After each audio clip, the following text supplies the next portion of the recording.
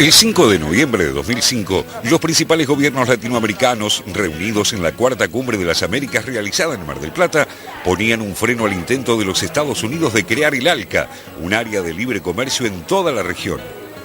Fueron tiempos en que los países latinoamericanos asistían al protagonismo de una nueva dirigencia, surgida del rechazo a las políticas neoliberales de la década anterior y capaz de resistir los intentos de Washington por instaurar una política funcional a sus intereses.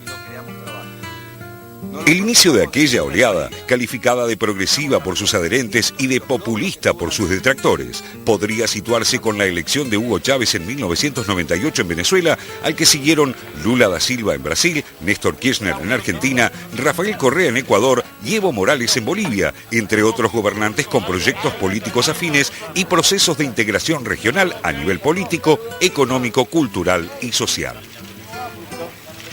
Desde aquel encuentro fundacional que certificó el principio del fin para el ALCA, pasaron solo 11 años. Pero hoy, la fotografía que muestra la región tiene diferencias importantes con aquella otra, que mostraba a la ciudad balnearia argentina como fondo.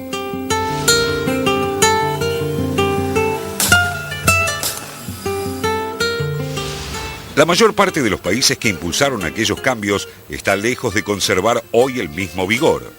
Objetivamente, sus procesos se han ralentizado en el marco de diversas crisis multicausales, tanto de índole doméstica como a nivel de la economía global. Las tasas de interés altas encarecen el crédito y restan dinamismo a la economía.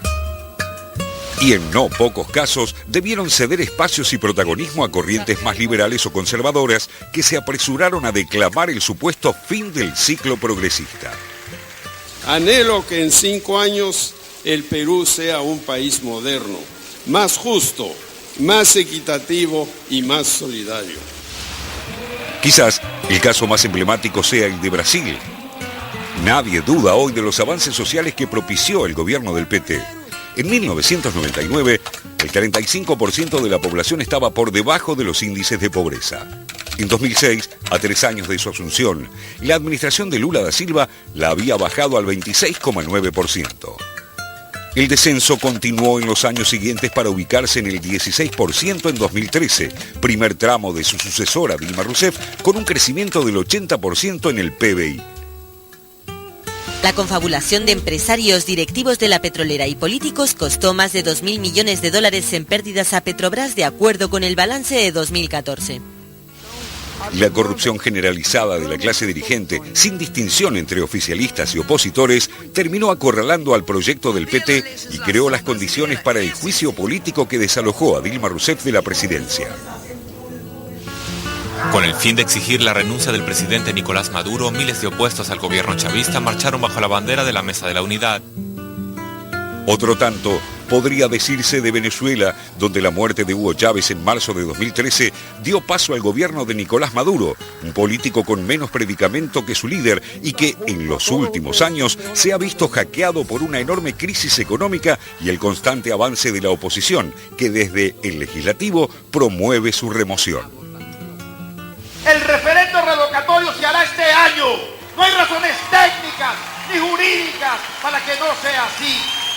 Cualquier intento de bloquearlo implicará la movilización del pueblo pacífico y firme en la calle.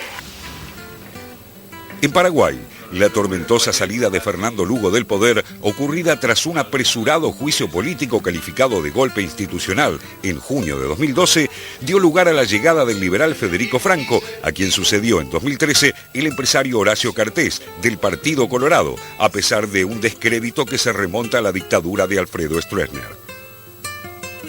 Sé de primera mano lo que es luchar por una patria libre, sin enclaves autoritarios donde la mayoría no sea vetada por una minoría. El caso de Chile se inscribe en la misma tendencia.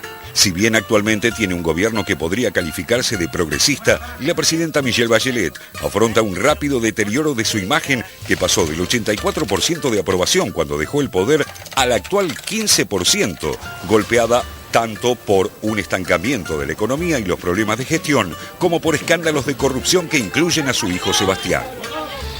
Los que señalan el cambio de clima político en la región inscriben también allí la ajustada derrota sufrida por el gobierno de Evo Morales en el referendo constitucional de febrero, que puso fin al deseo de una nueva reelección en Bolivia. Evo Morales, quien fue investido por primera vez en enero de 2006, fue reelecto 2 veces, en 2010 y en 2015.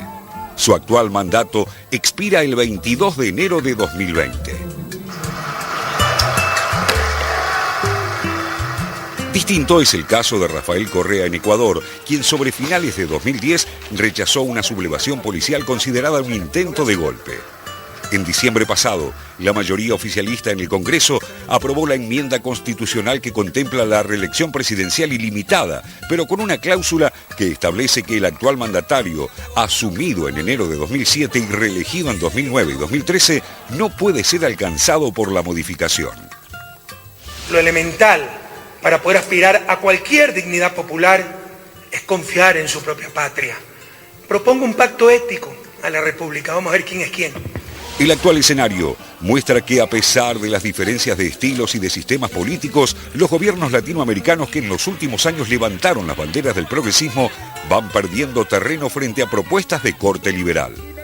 Por un lado, la corrupción extendida y no reconocida, la falta de políticas a largo plazo, el difícil reemplazo de sus líderes, el personalismo y en no pocos casos los problemas de gestión y por otro los intereses permanentes de los grandes grupos económicos y transnacionales, la erosión a la que someten a estos proyectos los medios de comunicación y la presión estadounidense conforman algunos de los aspectos a rastrear para quienes busquen explicar el fenómeno y el cambio de época.